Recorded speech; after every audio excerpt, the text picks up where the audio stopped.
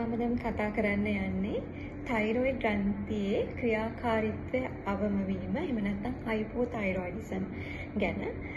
ගොඩක් කාන්තාවන්ට බලපාන රෝග තත්ත්වයක් තමයි මේක. ඔබ තයිරොක්සින් ඒ සඳහා ගන්න කෙනෙක් වෙන්න පුළුවන්. ඔබ කොහොමද අඳුරගන්නේ ඔබට මේ රෝගය තියෙනවද කියන එක. ගොඩක් අය හිතන්නේ බෙල්ලේ ඉදිමීමක් තියෙන්න ඕනේ කියලා. හයිපෝතයිරොයිඩිසම් එකක් එහෙම නැත්නම් තයිරොයිඩ් ග්‍රන්ථි ක්‍රියාකාරීත්වය අවම වීමට ඒක එහෙම වෙන්නේ නැහැ.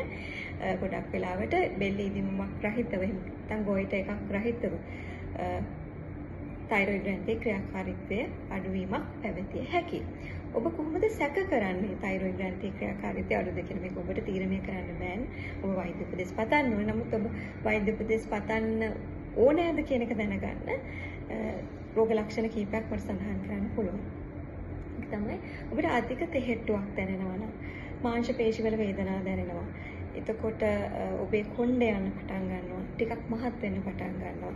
ඒ වගේම සීතල ටිකක් දරා ගන්න හැකියාව අඩු වෙනවා. ඒ වගේම මලබද්ධය ඇති වෙනවා. ඔබ කාන්තාවක් නම් ඔබේ මාසික ඔසප්පීමේදී රුධිරය අධික ලෙස වහනය වීමට පටන් ගන්නවා. මේවා සමහර රෝග ලක්ෂණ තයිරොයිඩ් ග්‍රන්ථියේ ක්‍රියාකාරීත්වය අවමයි කියලා හිතන්න පුළුවන්. මොකද මේ රෝග ලක්ෂණ අනිත් රෝගවලත් රෝග ලක්ෂණ වෙන්න පුළුවන්. ඔබ වෛද්‍යවරයෙකු හම් වෙන්න ඕනේ මෙහෙම තියෙනවාද කියලා දැනගන්න. මොකද තයිරොක්සින් කියන්නේ තයිරොක්සින් හෝමෝන් එක අපේ ශරීරයේ සියලුම අවයවයන් වලට වැදගත් වෙන හෝමෝන් එකක්. විශේෂයෙන් මොළය, හෘද වස්තුවේ ක්‍රියාකාරීත්වයට වැදගත්. ඒතර තයිරොයිඩ් ග්‍රන්ථිය විසින් තයිරොක්සින් හෝමෝන් එක නිපදවන එක අඩු වෙනවා නම් අපිට විශාල බලපෑමක් වෙන්න පුළුවන්. අපේ ශරීරයේ මහත් වෙලා ඒ වගේම හෘද වස්තුව ගැහෙන ප්‍රමාණය අඩු වෙලා ඒ වගේම ඔබේ මොළයට බලපෑමක් කරන්න පුළුවන්. අවධානය දීලා වැඩක් කරගන්න බෑ, මතකයේ රඳා පවතින්නේ නැහැ. ඒ වගේම ඔබ මානසික ව්‍යාකූලත්වයකටපත් වෙනවා. මේ වගේ දේවල් වෙන්න පුළුවන්. එතකොට ඔබට මම කියපු රෝග ලක්ෂණ තියෙනවා නම් සුදුසුකම්ලක් වෛද්‍යවරයෙකු ළඟට ගිහිල්ලා ඔබට TSH කියන පරීක්ෂණය කරන්න පුළුවන්. TSH කියලා කියන්නේ thyroid stimulating hormone කියන එක. ඒක thyroid ග්‍රන්ථියෙන් එන thyroxine hormone එක නෙමෙයි. අපි මෙහිදී පරීක්ෂාවට ලක් කරන්නේ මොළයේ pituitary ග්‍රන්ථියෙන් ශ්‍රාවය වන thyroxine TSH thyroid stimulating hormone කියන එක. එතකොට යම් කිසි කෙනෙකුට තයිරොයිඩ් ග්‍රන්ථියේ ක්‍රියාකාරීත්වය අවම නම් මේ TSH හෝමෝන් එකේ අගය වැඩි. එතකොට ඒකෙන් තමයි අපි අඳුරගන්නේ TSH එක වැඩි නම් එහෙනම් තයිරොක්සින් අඩු වෙන්න ඕනේ කියලා අපිට T4 T3 පරීක්ෂාවක් කරන්න පුළුවන්. ඒ කියන්නේ තයිරොක්සින් ට්‍රයිඅයිඩෝතයිරොනින් කියන හෝමෝන් වර්ග බලන්න පුළුවන්. ඒක ඔබේ වෛද්‍යවරයා නිර්දේශ කරනු ඇත. එතකොට මේ TSH එක දැන් ඔබ තයිරොක්සින් ගන්න කෙනෙක් නම් මේ TSH එක නෝමල් වෙන්නේ කොහොමද කියලා ඔබ හිතනවා ඇති. ඒක සාමාන්‍යයෙන් 0.4 to 0.5 to 4.5 milli units per liter කියන අන්න ඒ රේන්ජ් එකේ තමයි නෝමල් TSH එකක් තියෙන්න ඕනේ. හැබැයි මතක තියාගන්න ඕනේ මේක වයස අනුව වෙනස් වෙනවා. විශේෂයෙන් වයස 70 වෙනට පස්සේ මේ අපර් ලිමිට් එක මම ඉස්සෙල්ලා සඳහන් කරපු TSH එකේ අපර් ලිමිට් එක 7.5 වෙනකම්ම නෝමල් වෙන්න පුළුවන් හැකියාවක් තියෙන නිසා ඔබේ වෛද්‍යවරයා තමයි ඒක තීරණය කරන්න ඕනේ.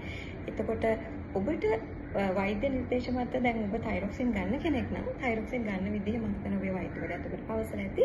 ඒක ගන්න ඕනේ හිස් බඩ. සාමාන්‍යයෙන් අපි උදේ නැගිටලා හිස් බඩ තේ බොන්න කලින්, තේ හෝ කෝපි බොන්න කලින් විනාඩි 30ක් හෝ 60කට කලින් තයිරොක්සින් ගන්න කියලා තමයි අපි උපදෙස් දෙන්නේ. ඒත් එක්කම ඔබ තයිරොක්සින් සමග වෙනත් බෙහෙත් වර්ගත් ගන්න එපා. මොකද තයිරොක්සින් අවශෝෂණය වීමට ඒවා බලපෑමක් ඇති කරන්න පුළුවන්. විශේෂයෙන්ම දියර ජෙල් කැප්සියුල් ගන්නවා නම් වෙනත් බෙහෙත් ඒ මගින් තයිරොක්සින් අවශෝෂණය වෙනස් කරන්න පුළුවන්. ඒ නිසා අපි තයිරොක්සින් පමණක් වතුරත් එක්ක ගන්න කියලා කියනවා. උදෑසන තේ බොන්න කලින් විනාඩි 30ක් 60කට කලින්.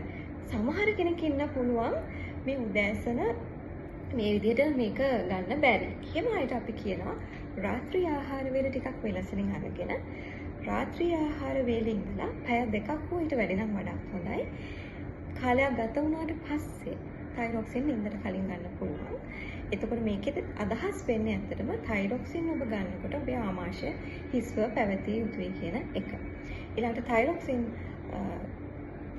ඔබ මිලදී අරගෙන ගෙදර තියා ගන්නවා නම් ඊටාම වියලි ඒ වගේම හිරු එළියට නිරාවරණය නොවන තෙතමනයට නිරාවරණය නොවන තැනක තයිරොක්සින් තබා ගන්න ඕනේ.